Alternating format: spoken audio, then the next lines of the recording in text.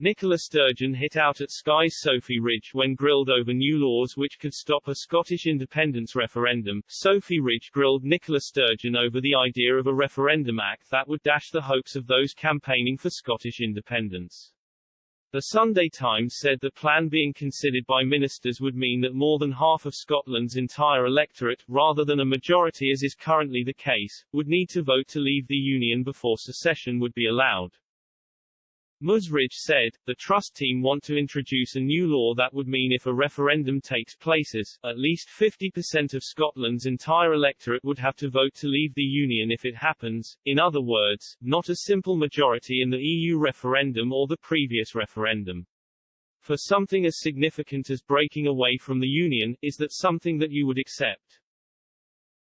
Sturgeon replied, no, because it is a changing of the basic rules of democracy that we have all abided by for our entire lifetimes and long before that. Can you imagine the literal foaming at the mouth from the Conservative Party if anyone had suggested that for Brexit, just because you fear losing a democratic contest, it's not an excuse or doesn't make it acceptable to rethink the rules of democracy? There has never been a positive case of the Union made for those who put forward that case.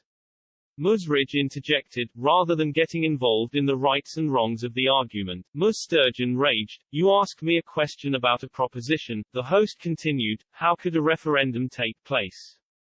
Another part of the Sunday Times report says the UK government would allow another referendum unless there was evidence for more than a year that 60% of voters wanted one. The newspaper said the plan would require evidence for more than a year that at least 60% of voters want a new referendum on independence before the UK government would even consider it.